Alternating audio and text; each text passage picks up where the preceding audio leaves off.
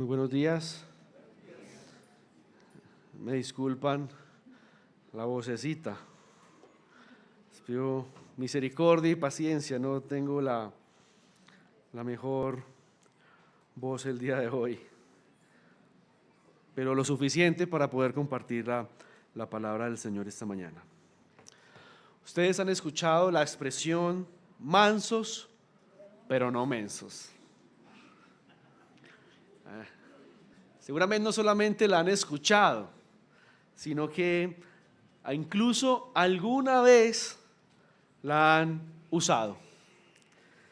Definitivamente es una frase que muchos de nosotros hemos dicho para justificar nuestra respuesta ante una ofensa o ante una injusticia. Es como si quisiéramos decir: sí, yo soy cristiano, pero yo no me voy a dejar de nadie. Pues sí, yo soy cristiano, pero pues tampoco voy a permitir que pasen por encima mío. Mansos, pero no mensos. Es una forma de trazar una línea de defensa para protegernos, colocándonos la etiqueta de mansos, pero colocándonos también los guantes para que nadie pase por encima de nosotros.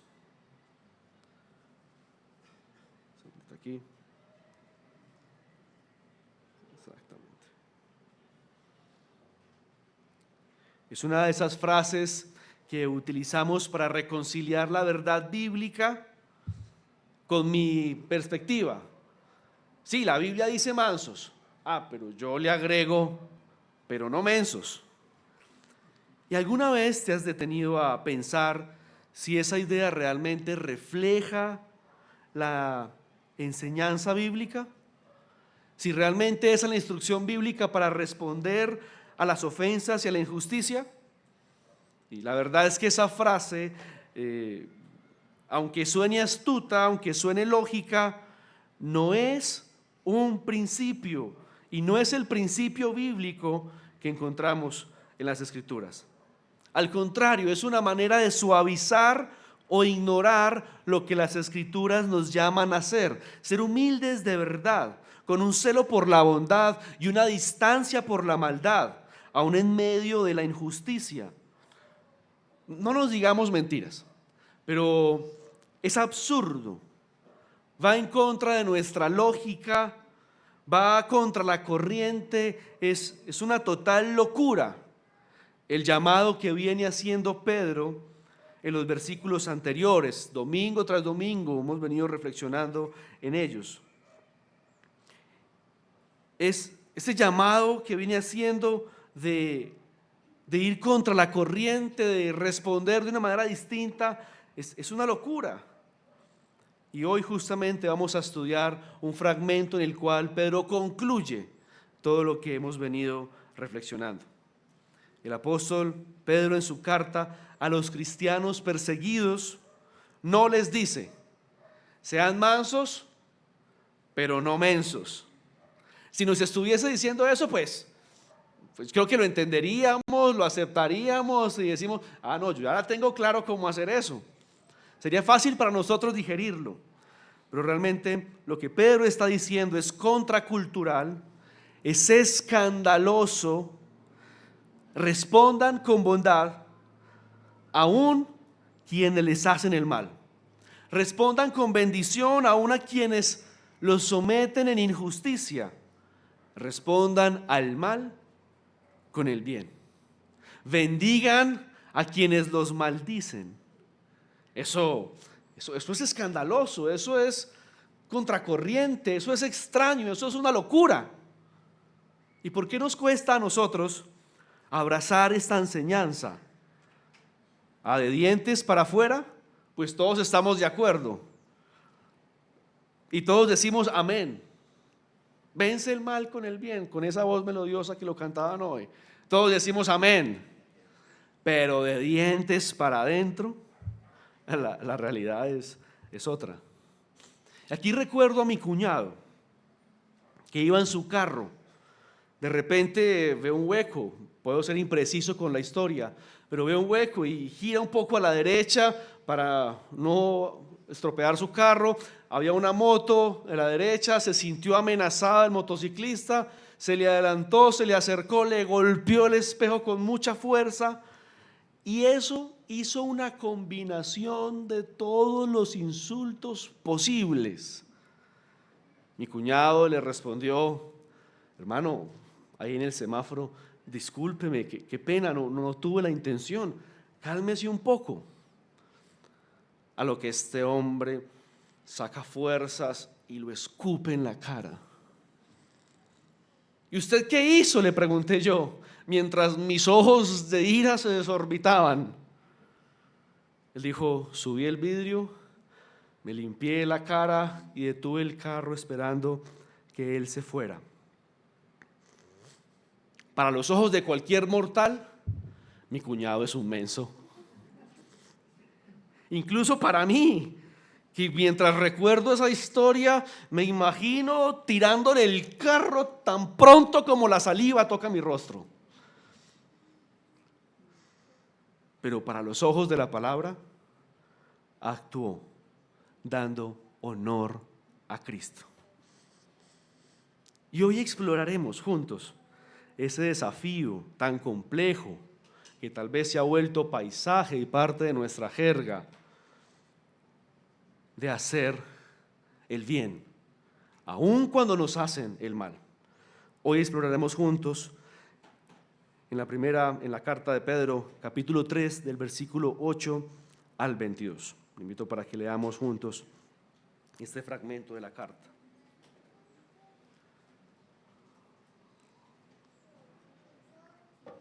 Dice así, yo bajo un poquito esto. En conclusión, sean todos de un mismo sentir, compasivos, fraternales, misericordiosos y de espíritu humilde, no devolviendo mal por mal o insulto por insulto, sino más bien bendiciendo, porque fueron llamados con el propósito de heredar bendición. Porque el que desea la vida, amar y ver días buenos, refrene su lengua del mal y sus labios no hablen engaño. Apártese del mal y haga el bien, busque la paz y sígala, porque los ojos del Señor están sobre los justos y sus oídos atentos a sus oraciones. Pero el rostro del Señor está contra los que hacen el mal. ¿Y quién les podrá hacer daño a ustedes si demuestran tener celo por lo bueno? Pero aun si sufren por causa de la justicia, dichosos son.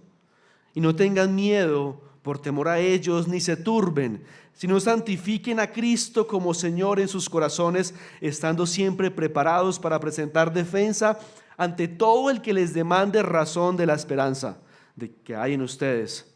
Pero háganlo con mansedumbre y reverencia, teniendo buena conciencia, para que aquello en que son calumniados sean avergonzados los que hablan mal de la buena conducta de ustedes en Cristo. Pues es mejor padecer por hacer el bien, si así es la voluntad de Dios, que por hacer el mal.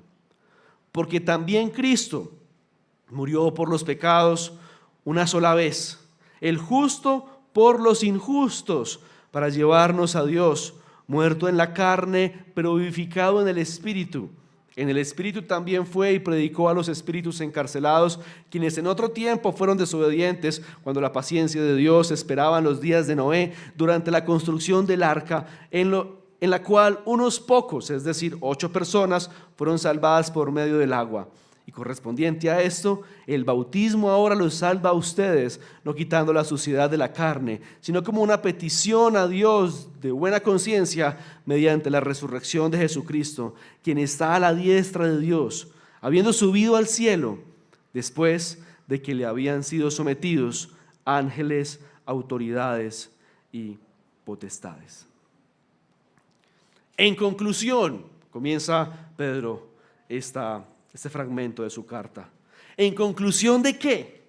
Aquí Pedro claramente está concluyendo aquellas exhortaciones en las que venimos reflexionando domingo tras domingo sobre cómo vivir en medio de los creyentes, cómo someterse a las autoridades injustas, cómo someterse a sus amos, a sus jefes, y cómo se ve incluso la sumisión al interior del matrimonio, aun cuando el esposo no es creyente. Después de todas estas instrucciones, Pedro dice, en conclusión. Así que si usted viene por primera vez hoy o se ha perdido la serie, pues ha llegado a la conclusión y puede empatar lo que Pedro viene diciendo domingo tras domingo a nosotros, lo que el Señor a través de la carta. En conclusión, sean todos de un mismo sentir, compasivos, fraternales, misericordiosos y de espíritu humilde, no devolviendo mal por mal o insulto por insulto, sino más bien bendiciendo. Mientras leía esta carta, o tal vez mientras leían esta carta hace 2000 años allá en aquel auditorio, alguien pudo sentir cierta molestia y pudo haber protestado de un mismo sentir. Lo que podría entenderse hoy como vivan en armonía y unidad. Por Dios, que alguien le explique a Pedro que la armonía con la que nos está invitando a vivir no es compatible con nuestra realidad. No se puede vivir en armonía en medio de este terrible caos en el que estamos viviendo. Cada día nos levantamos con noticias trágicas que nos están rodeando. Que alguien le cuente a Pedro nuestra realidad. Compasivos. Pedro, ¿en serio? ¿En serio nos estás diciendo eso? Si es de nosotros de quien se debe tener compasión. Pedro, la vida nos está doliendo mucho. ¿Y tú nos pides que nos enfoquemos en el dolor del otro? Fraternales. No tenemos tiempo para la fraternidad. Nos la pasamos huyendo de casa en casa, escondiéndonos, sufriendo las injusticias, profundas injusticias. Y tú nos hablas de que seamos fraternales. No es posible la fraternidad. No hay formita, diría alguien por ahí. Ahora no hay forma para la fraternidad. Misericordiosos.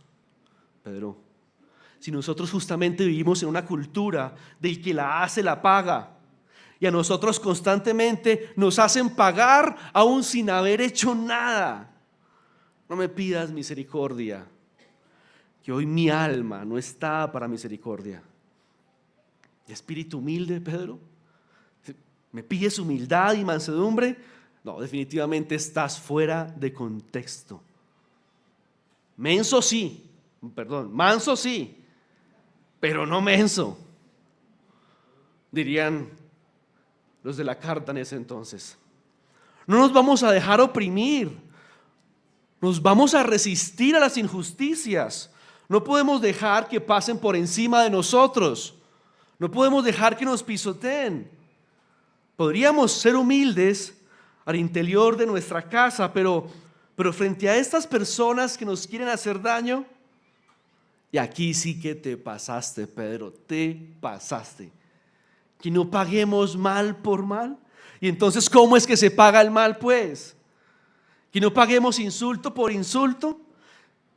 Y no solamente nos invitas a quedarnos callados, sino que nos dices que debemos bendecir a quien nos maldice. Creo que estás loco, Pedro, diría un cristiano hace 2000 años. Es una barbarie lo que nos pides. ¿En qué estabas pensando cuando escribiste esta carta? ¿Realmente crees que esto nos ayuda en nuestro dolor y nuestro sufrimiento? Parece una carta dirigida a otro tipo de personas en otra situación diferente. Que revise bien sus archivos. De pronto nos envió la carta que iba para otro lado y de pronto interrapidísimo trocó las cartas, porque esto no parece para nosotros. Porque mira, lo que dices no concuerda con lo que estamos viviendo. Eso no se le dice a alguien que sufre. O sea, no solamente nos estás diciendo que nos quedemos callados, que nos aguantemos. sino que nos estás invitando a bendecir y a hacer el bien a esta cultura que nos oprime con injusticia. Definitivamente, esta conclusión de Pedro es una locura.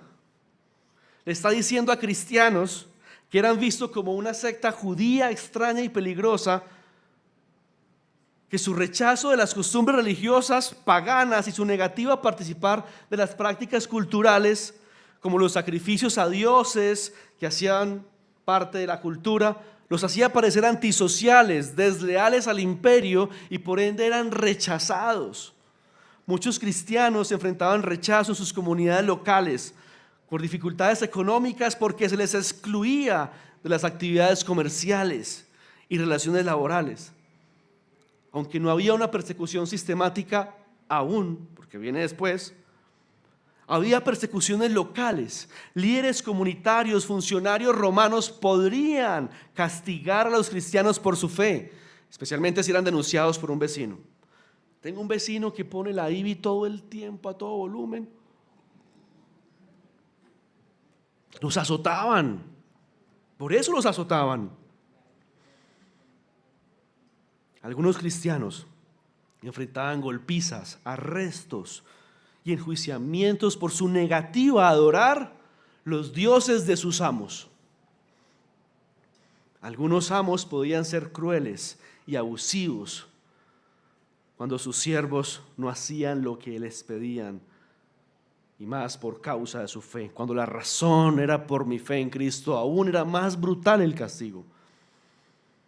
Desde cierta mirada parece absurda la petición de Pedro, pero no solo es una locura allá hace 2000 años. Hoy sigue siendo una locura. En este contexto sigue siendo una locura. De igual manera, hoy usted y yo podemos experimentar situaciones caóticas donde la armonía que en el texto se demanda parece ser que no tiene lugar. Alguien esta mañana puede venir con la economía reventada, con los bancos persiguiéndolo por todas partes, y escuchas, en conclusión, vive en armonía. Fácilmente alguien puede decir, no es mi mensaje, next, vuelvo el otro domingo a ver si me dicen lo que necesito escuchar. Alguien esta mañana puede venir diciendo armonía en medio de esta enfermedad, armonía en medio de esta situación. Toda la vida me cuidé, fui responsable con mi alimentación y mi cuerpo está reventado. En cambio, mi vecino, que come y bebe sin limitación alguna, está intacto. No es fácil preservar la armonía y la fraternidad con ese dolor y con esa evidente injusticia. Alguien esta mañana pudo venir clamando por compasión. Señor, ya no más, no aguanto más, no quiero sufrir más. Ten compasión de mí. Nadie lo sabe, a nadie se lo he dicho, pero tú lo sabes. No puedo más con este dolor, no puedo más con esta injusticia. Basta ya. Y esta mañana te encuentras con un texto que te pide compasión por el otro. ¿Cómo tener compasión por otro cuando se clama por compasión para mí? ¿De dónde saco fuerzas yo para ayudar a otro? Señor, pareciera que no conocieras Medellín. Espíritu humilde en medio de una sociedad individualista y oportunista que te come vivo si te dejas. Aquí en Medellín sí nos toca ser mansos, pero no mensos. No me pidas que agache la cabeza, porque donde haga eso se me paran en ella. Aquí me toca hacerme respetar. Es que usted no conoce mi familia. Yo no me puedo dejar de ellos.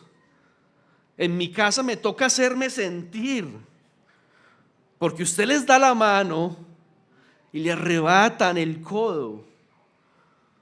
Me toca pararme firme y mantener todo en su sitio, porque yo de ellos no me puedo dejar. Mi esposo, Señor, pues él es cristiano y no me dice palabras soeces, pero me hace sentir lo mismo con palabras elegantes. Yo también. Entonces me la paso buscándole el lado para decirle lo que le duele. Pero ¿te imaginas donde yo le salga a mi esposo con bendiciones frente a sus elegantes agresiones? Señor, acaba conmigo.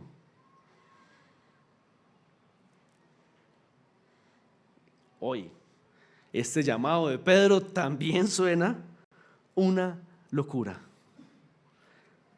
Imagínense no devolviendo mal por mal en la era del desquite. Hoy en día donde el desquite es lo normal.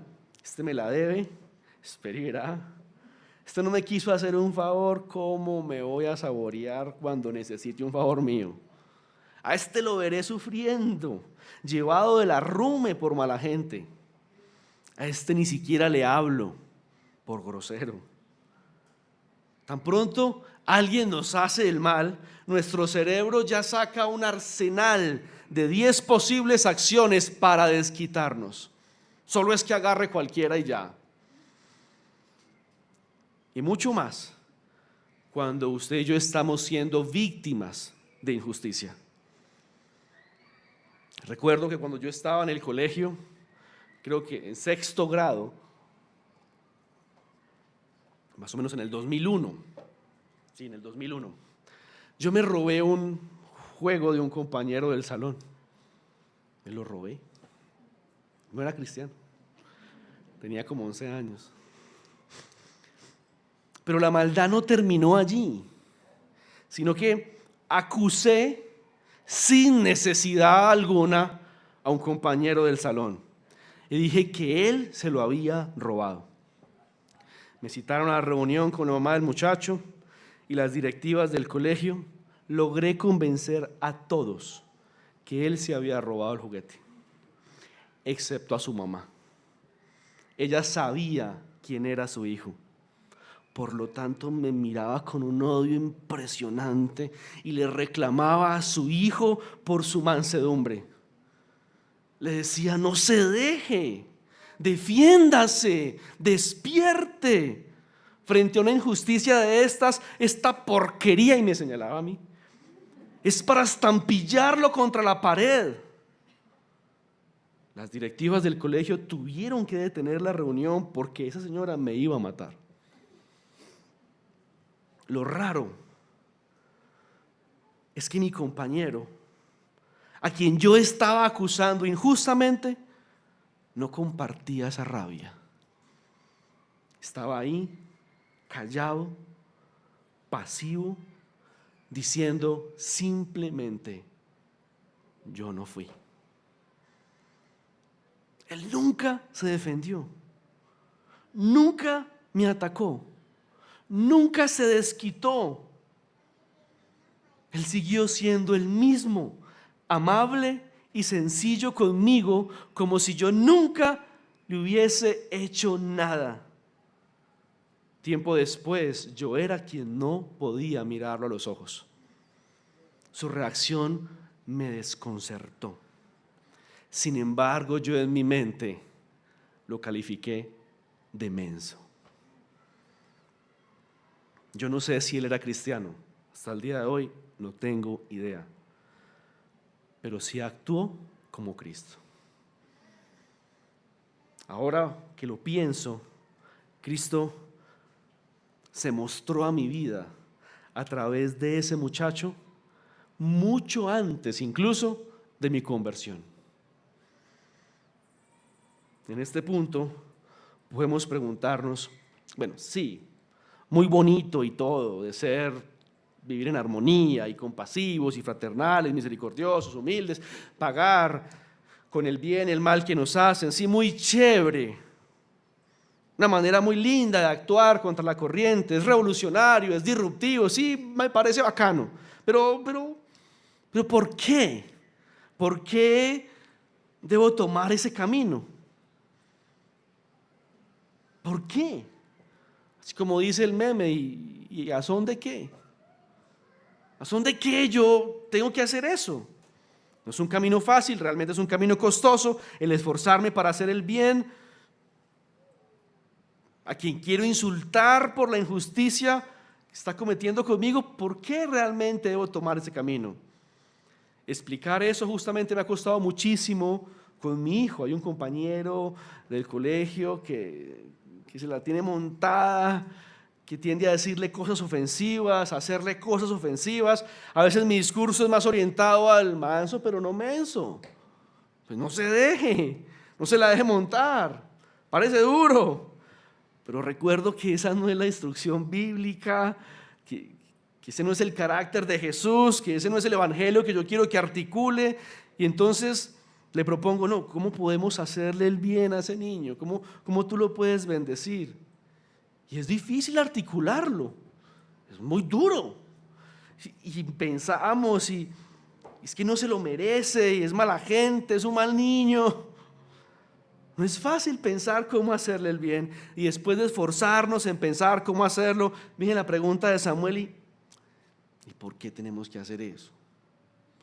¿Por qué no lo ignoro y ya? ¿Por qué tenemos que entrar en esos gastos? Dejémoslo así y ya. Y a mí me hace sentido. Pues sí, cierto. Mejor no le pongo cuidado. Pero la conclusión de Pedro en esta parte de su carta es: ¿están siendo injustos contigo? Sé bueno con ellos, págales con el bien. Aquí no hay más intermediación, aquí no hay más, pero no mansos, no, eso solo lo hemos agregado nosotros. ¿Están siendo injustos contigo? Págales el bien, sé bueno con ellos. ¿Por qué? ¿Por qué debo emprender un camino tan contracorriente? ¿Por qué debo tomar un camino tan absurdo a la vista de muchos? Y Pedro entonces empieza a responder esa pregunta que suscita en el auditorio, en los lectores de la carta. El versículo 9: porque fueron llamados con el propósito de heredar bendición. Porque fueron llamados con el propósito de heredar bendición. ¿Por qué debemos tomar ese camino de la bondad en medio de la injusticia? Porque ese fue el camino que tomó el Señor contigo para llamarte. Te pagó con el bien el mal que tú hiciste. Te llamó siendo un pecador, siendo menospreciable. Te llamó y te hizo heredero de su bendición.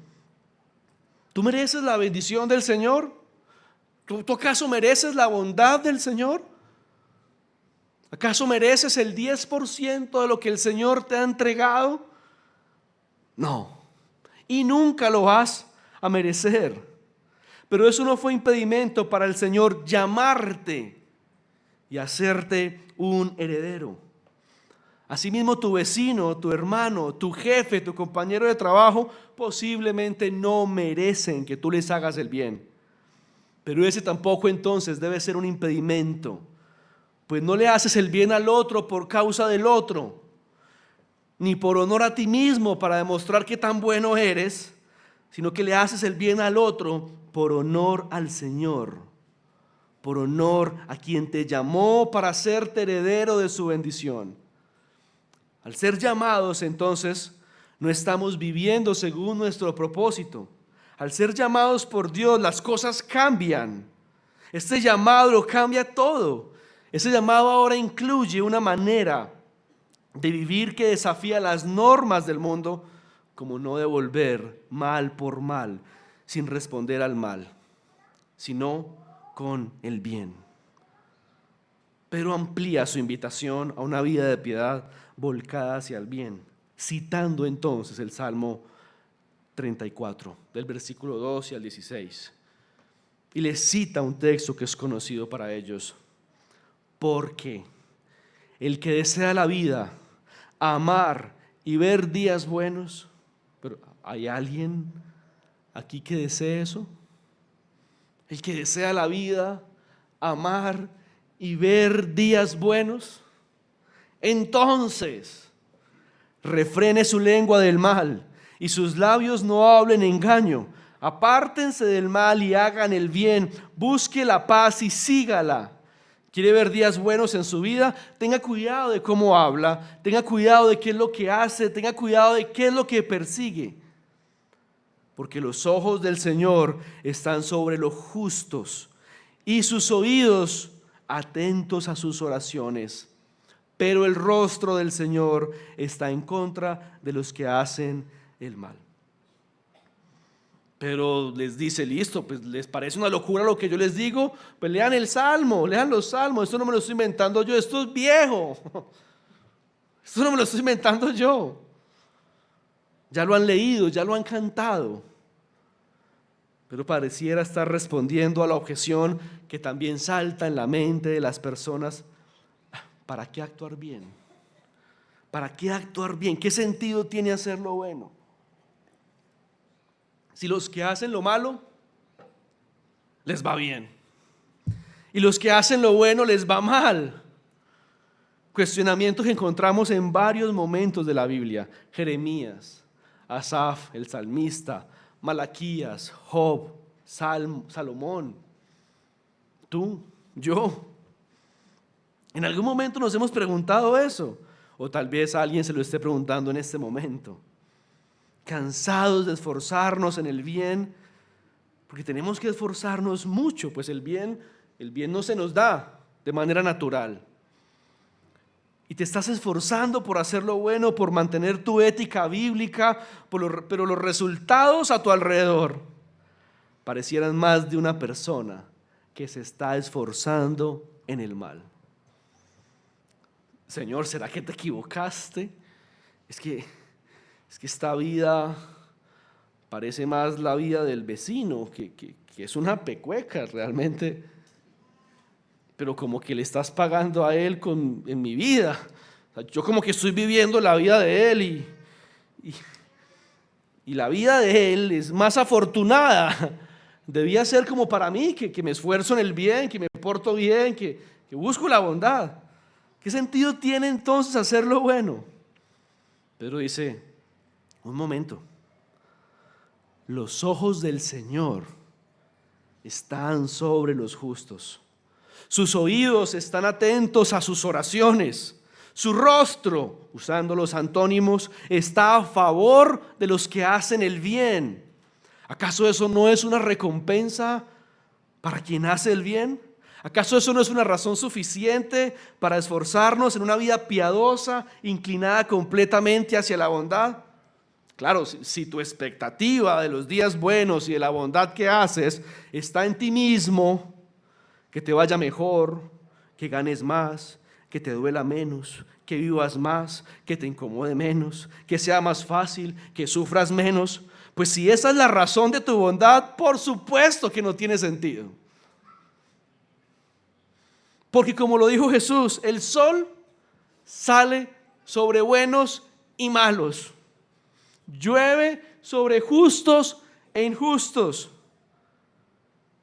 Pero si la razón de tu bondad es el honor y la gloria de Dios, entonces aunque no te esté yendo tan bien, te deleitas en que sus ojos están sobre ti. Que aunque te esté doliendo más, te deleitas en que sus oídos están atentos a tus oraciones. Que aunque la realidad sea cada vez más injusta contigo, descansas en que su rostro está a tu favor. Y entonces entiendes que un día bueno es aquel donde puedes disfrutar de sus ojos puestos en ti, sus oídos prestos a escucharte y su rostro a su favor. ¿Qué más me puede faltar, mi Señor? ¿Qué más me puede faltar, mi Señor? Si tus ojos están sobre mí, si tus oídos se inclinan a mi voz, si tu rostro está a mi favor, ¿qué más me puede faltar? Aunque mi vida visible aquí y ahora esté en caos, No me cansaré de hacer el bien, de hablar lo correcto, de perseguir la paz, por amor, honor y gloria a mi Señor. Porque no hago el bien para vivir mejor. Hago el bien para la gloria de mi Señor. Y la gloria de mi Señor es mi descanso, aun en medio de las injusticias. La gloria de mi Señor es mi deleite, aun en medio de mi dolor. La gloria de mi Señor es suficiente, aunque yo pase necesidades. Es una locura. No sé si están de acuerdo conmigo, pero esto es una locura. Con razón llaman a los cristianos locos, porque de verdad estamos locos. Hacer lo bueno mientras me hacen lo malo, mantener mi ética recta mientras los demás se tuercen para someterme a injusticias, sonreír genuinamente en nuestra comunión con el Señor mientras sufrimos. Sí, es una locura. Es una locura.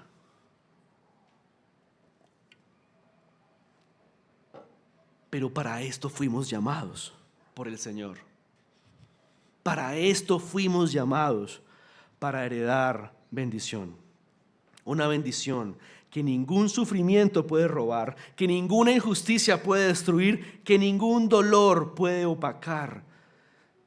Es una bendición que disfrutamos y mostramos a otros a través de nuestra permanencia e insistencia en el bien. Y por eso Pedro pregunta: ¿y quién les podrá hacer daño a ustedes si demuestran tener celo por lo bueno? La respuesta es: pues nadie. Es una pregunta muy similar a la que hace Pablo en Romanos: si Dios es por nosotros, ¿quién contra nosotros? Nadie. Porque Dios no pasa por alto a uno de sus hijos que se esfuerza por el bien. Él no pasa por alto a un discípulo que vive con elevados estándares éticos por amor a Cristo. Dios no ignora a quien tiene un celo profundo por lo bueno.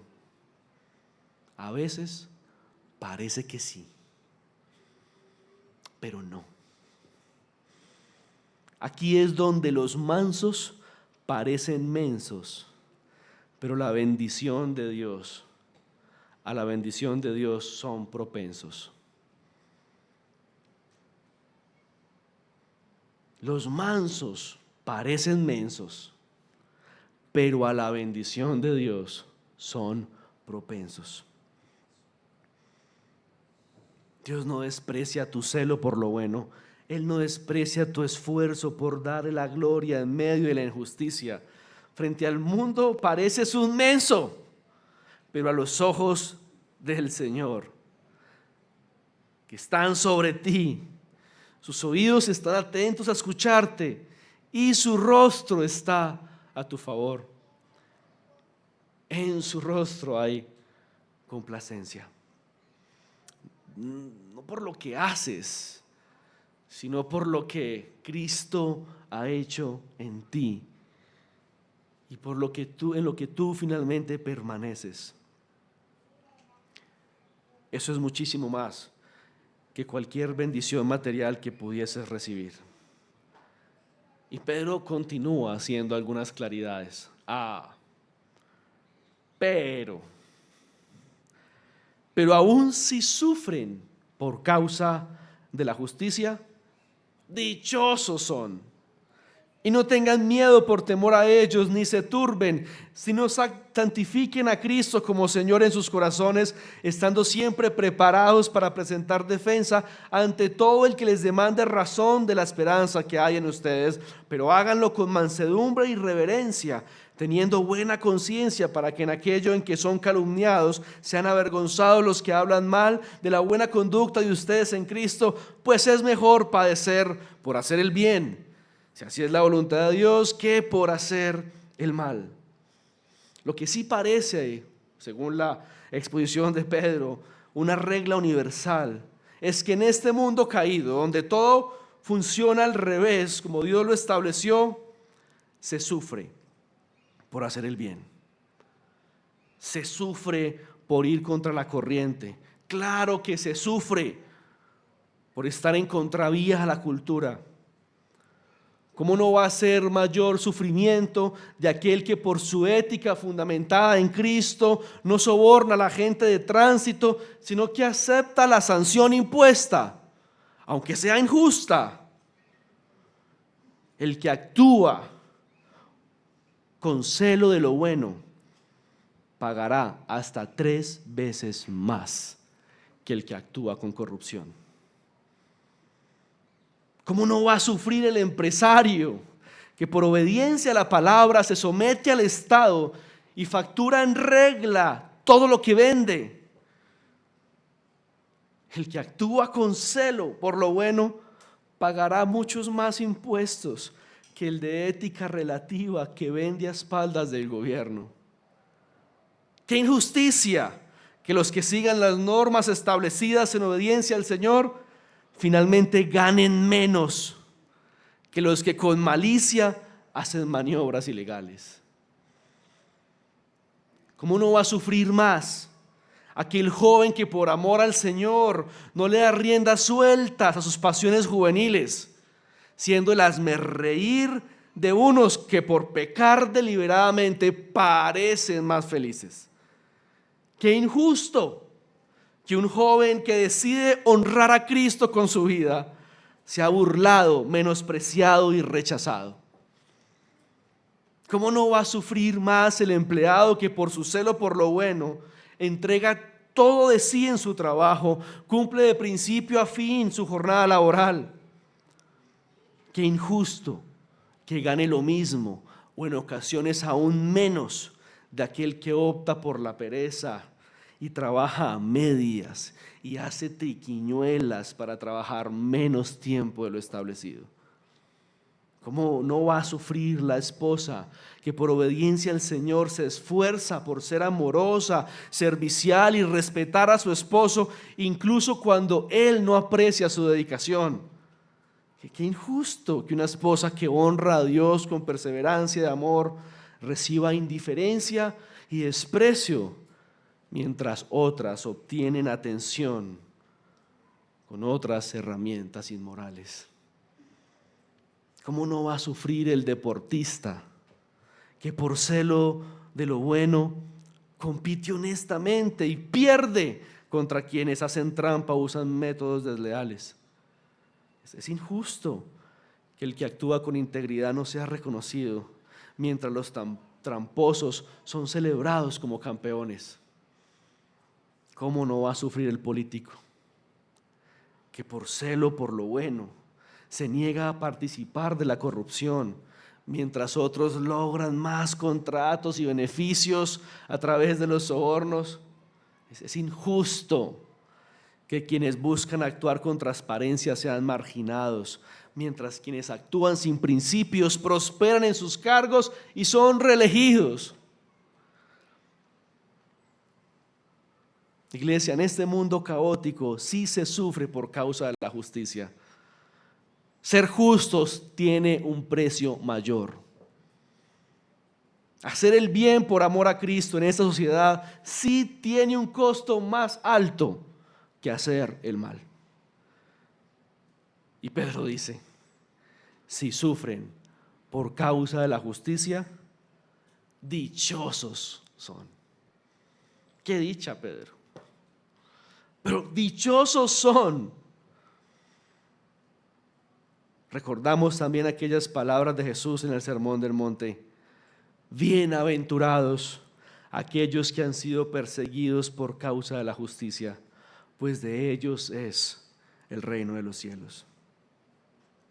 Hay una dicha superior que trasciende la muerte para quienes por causa de Cristo viven con un celo de lo bueno. Aparentemente son desdichados los que actúan con integridad, Sí, aparentemente son mensos los que hacen el bien, pero finalmente son bienaventurados. Finalmente son dichosos. No cambies la dicha postrera de actuar con justicia por la comodidad barata de hacer lo incorrecto. Eso es un mal negocio. Adán y Eva, la fruta les supo muy dulce mientras estuvo en sus bocas, pero les dejó un amargo insoportable que perduró para siempre en sus recuerdos y en su descendencia. Posiblemente en este peregrinaje donde sufrimos por la justicia se levanten verdugos, enemigos declarados, personas con una obsesión de hacernos daño. Lo que yo fui en su momento para aquel niño en el colegio. Pedro dice, no le tengan miedo a nadie. Si están haciendo lo justo y si Cristo es su Señor, no le teman a nadie. Sométanse al señorío de Cristo y vivan para Él, que Él no desamparará a los suyos. El problema aquí es que muchos hoy en día todavía tienen problema con esa palabrita. Han aceptado a Cristo como Salvador. Han aceptado a Cristo como el Hijo de Dios. Muchos lo aceptan con facilidad como Maestro. Pero la invitación aquí es: santifiquen a Cristo como Señor en sus corazones. Esa es la razón de nuestra estructura ética. No un moralismo bien desarrollado, no un moralismo bien pensado, ni unos principios que aplicar y obedecer, sino un Señor a quien seguir. Esa es nuestra estructura ética. Un Señor a quien seguir. Cuando Pedro habla de hacer lo bueno, no está hablando de un simple checklist de buenas acciones. Pedro está hablando literalmente de seguir a Cristo y de obedecer a Cristo como Señor en nuestros corazones.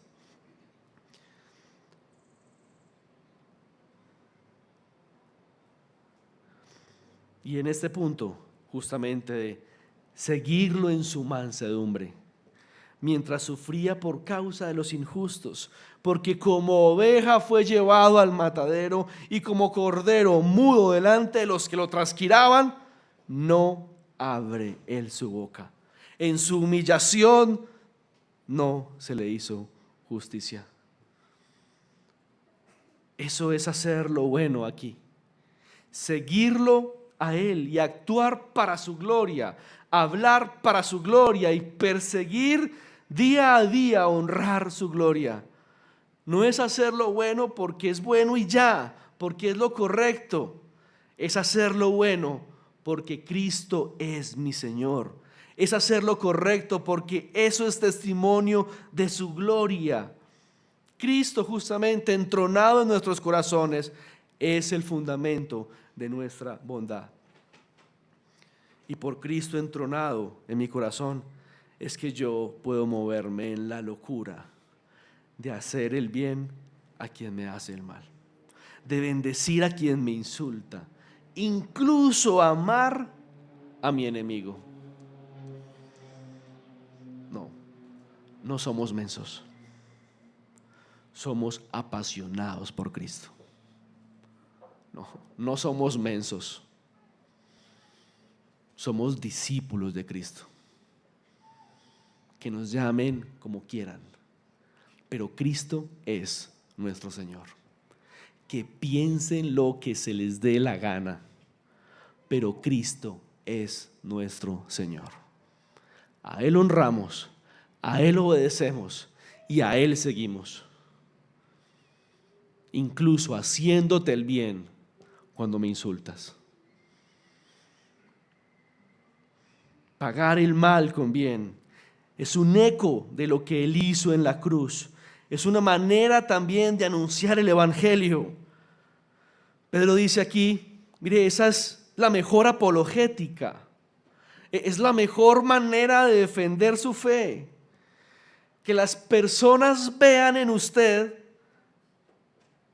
que una sospechosa bondad, que usted es sospechosamente correcto, que las personas vean que usted es raro, que usted es rara, que usted no se mueve con las dinámicas de este mundo y de esta sociedad, que usted se mueve distinto, que usted es loco, que usted le hace el bien a sus enemigos, que mientras su compañero de trabajo busca cómo dañarlo y denigrar de usted, usted le sirve. Que lo someten a injusticia, como aquel niño que yo acusé alguna vez, no se defiende, no se desquita, no niega su bondad. Y entonces su buena conducta produce de manera natural en quienes lo rodean una demanda de la razón de la esperanza que hay en usted. Explíqueme esto, por favor. Que literalmente es la misma pregunta de muchas maneras. ¿Usted dónde es que va? ¿Usted qué cree? Usted es diferente. ¿Eso a qué se debe? Otros le dirán, usted tiene una energía muy bonita. Usted vibra distinto. Le demandan una explicación de su fe. Si a usted constantemente le hacen esas preguntas, usted va por buen camino. Algo estará haciendo bien. Porque esas preguntas se suscitan cuando las personas se topan con alguien que va contra la corriente, que es diferente, cuando se topan con alguien que se ha sometido a Cristo y que ha reconocido a Cristo como Señor en su corazón. Un hombre, una mujer que ha aceptado a Cristo como Señor en su corazón es visible, es evidente, porque no se puede camuflar en esta sociedad de maldad. Es fácil identificar un hombre o una mujer que tiene a Cristo como su Señor. En un mundo tan oscuro alumbra. Es fácil, o debe ser fácil. Y es ahí donde se acercan y le preguntan, venga, explíqueme. Usted es cristiana, ¿verdad? ¿Usted va a alguna iglesia? ¿Cierto que sí? O algunos desde la admiración. Y también habrá otros desde el desprecio. ¿Cierto? ¿Usted es cristiana? Se le nota lo evangélica que es. ¿Cierto que usted es evangélico? También desde el desprecio los pueden identificar. Pero esa es la oportunidad perfecta para presentar defensa de su fe, señalando a Cristo como su Señor y como digno de toda gloria.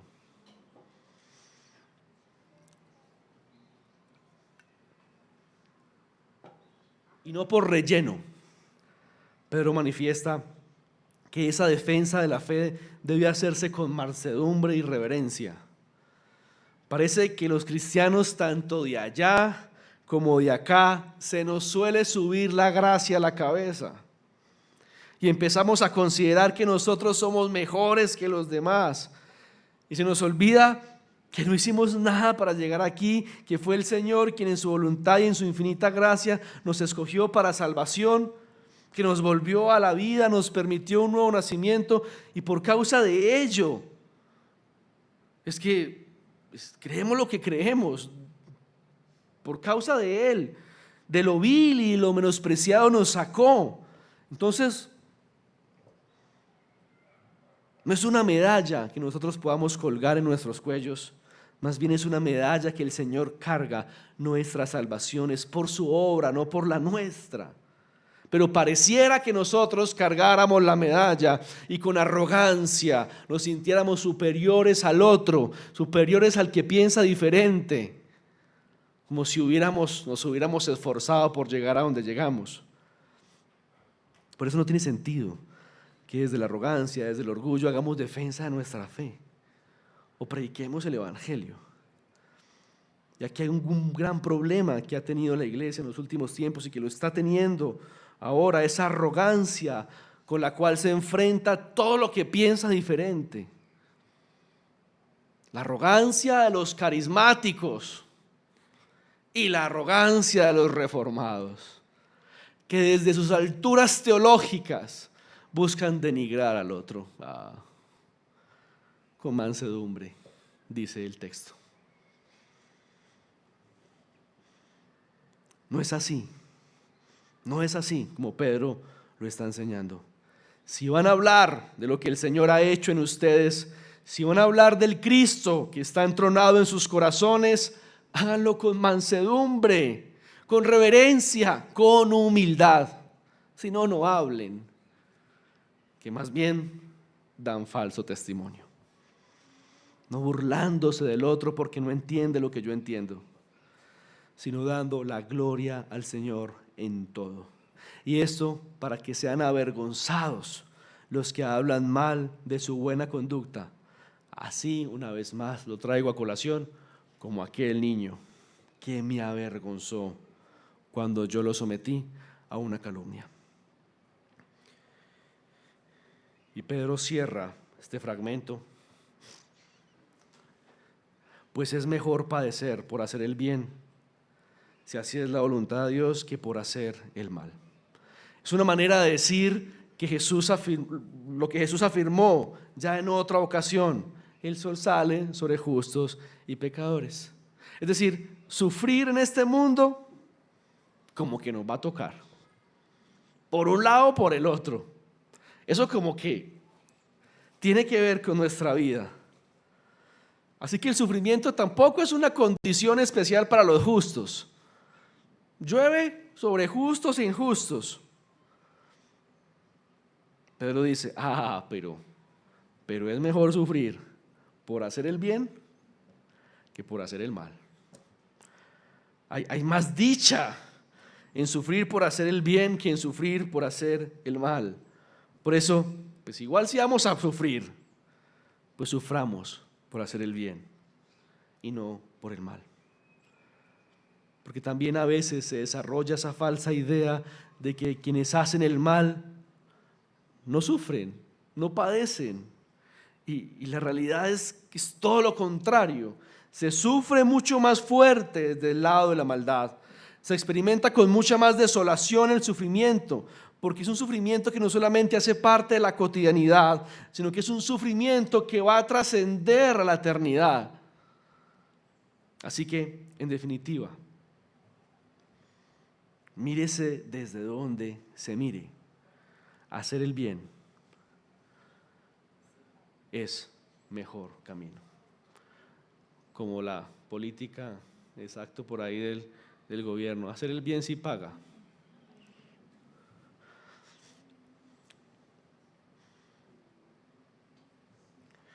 Y Pedro cierra para tranquilidad de ustedes. Se está acabando el guión y se me está acabando la voz. Y Pedro cierra finalmente dando otro por qué vivir nosotros esta vida. ¿Por qué tomar ese camino tan loco, tan contracorriente, tan diferente? ¿Por qué hacer el bien a quien me hace el mal? ¿Por qué insistir en la justicia en un mundo donde posiblemente me vaya mejor siendo injusto? ¿Por qué sufrir de esa manera? Pero termina diciendo: porque también Cristo murió por los pecados una sola vez. Pedro en este fragmento de la carta tiene el objetivo de exaltar a Cristo y engrandecerlo en la comprensión del auditorio. Murió por los pecados una sola vez, y esto es un fuerte contraste con la tradición de redención del Antiguo Testamento y del pueblo judío, que para su redención se necesitaban un sacrificio y otro, eran sacrificios continuos. Pero es tan majestuoso el Cordero que se presenta en esta ocasión, es tan majestuoso el sacrificio Es tan majestuoso quien se sacrifica que esta vez, una vez es suficiente. Una vez y para siempre, como lo dice la Reina Valera. Es una grandeza y una majestad que tiene la capacidad y el poder de cubrir la maldad con un solo sacrificio. Para siempre. Es suficiente, ya no es necesario un sacrificio más, como estaban acostumbrados los lectores. Ya se hizo el sacrificio magno y sublime. Está en la bondad del Señor Jesús, que tiene la capacidad de cubrir la maldad para siempre. Está en la santidad de Cristo, que cubre todos los pecados de la humanidad. Está en la justicia del Señor, que abarca y sobrepasa la injusticia de los seres humanos. Y la injusticia de los seres humanos sí que es grande y voluminosa, sí que es robusta. Pero aquí Pedro nos dice, su justicia es mucho mayor y murió para llevarnos a Dios.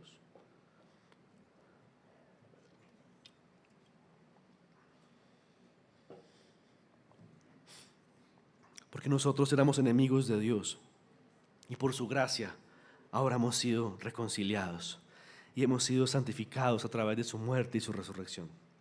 Así que bendecir a quienes nos maldicen, hacer el bien a quienes nos hacen el mal, amar a nuestros enemigos, es una manera de engrandecer el nombre de Cristo en nosotros.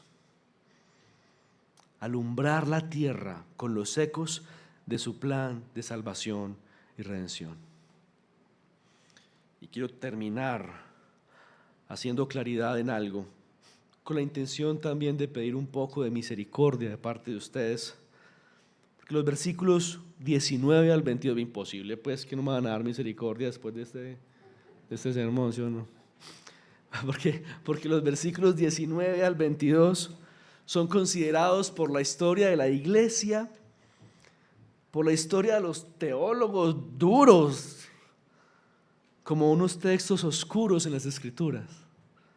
Es decir, pasajes de difícil interpretación, debido a la falta de claridad en ciertos términos y detalles.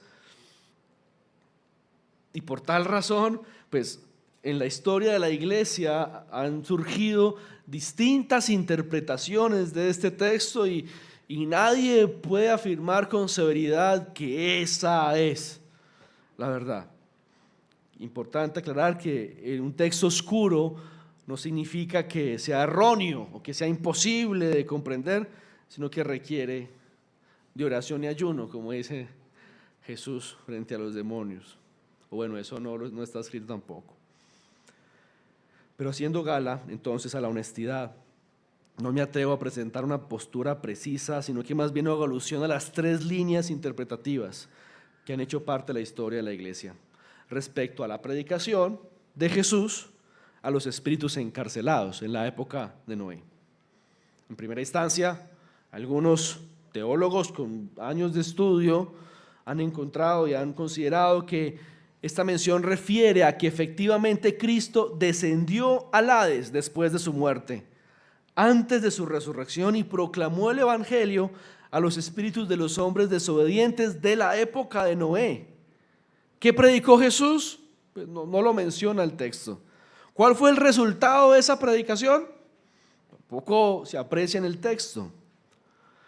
Pero hay otra postura, otra línea interpretativa que menciona que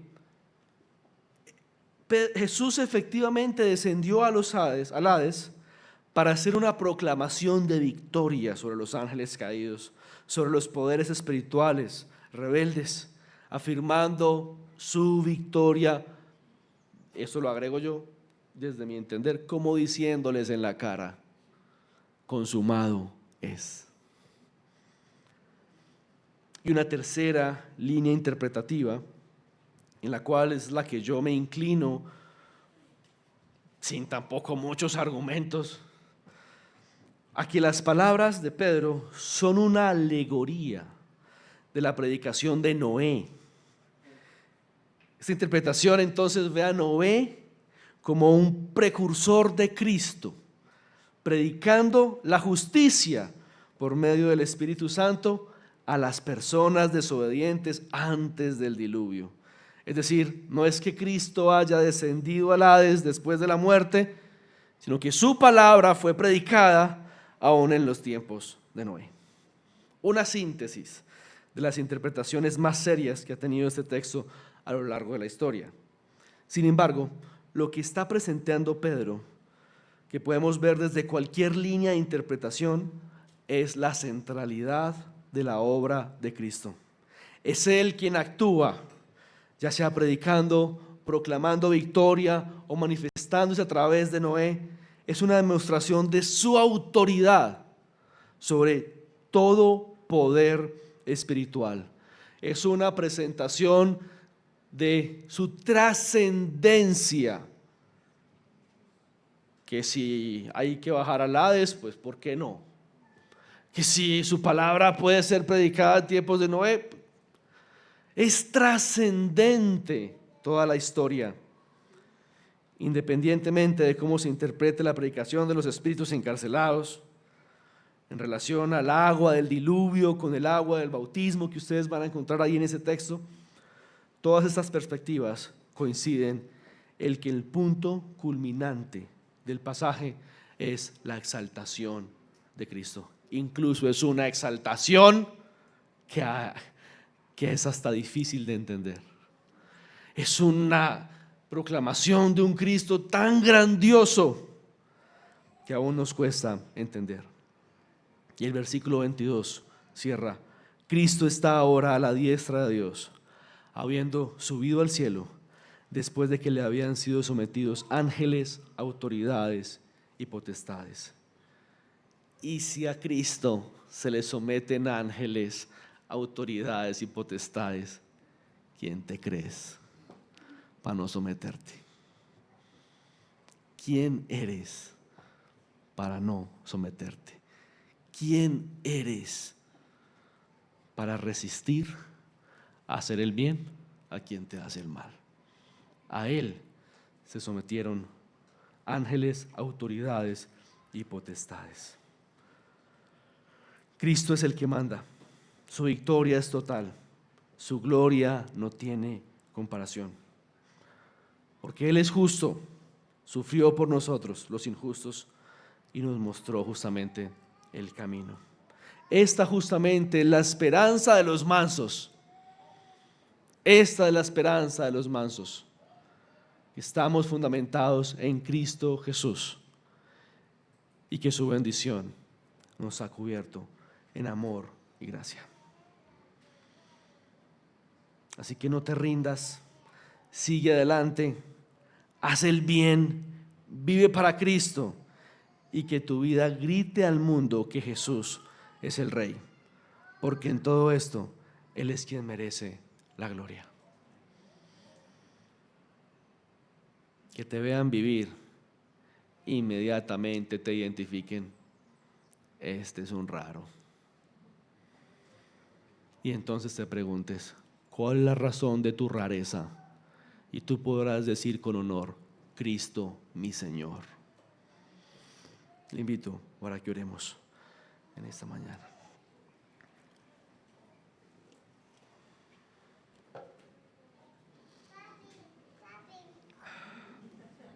No faltabas, te habías demorado. Le invito para que incline su rostro y desde ahí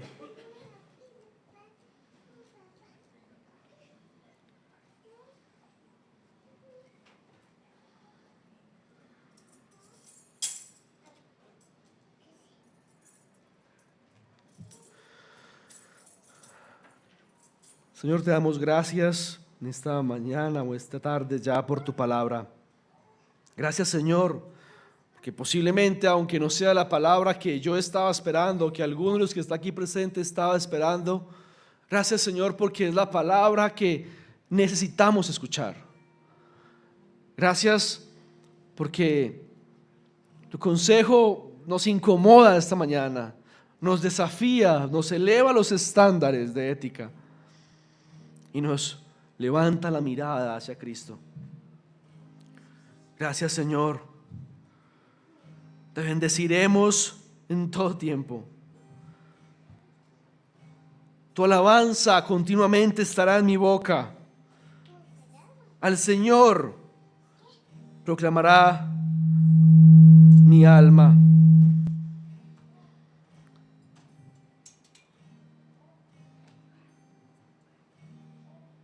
Que se engrandezca tu nombre, Señor. Que se engrandezca tu nombre a través de un vil pecador como yo. Que se engrandezca tu nombre a través de lo vil o menospreciado que tú has llamado. Que se engrandezca tu nombre para que el mundo pueda ver lo que tú haces con un hombre común y corriente. Para que el mundo pueda ver tu luz admirable. Para que el mundo pueda reconocer tu sacrificio sublime. Señor, yo te pido por aquellos que sufren por causa de la injusticia.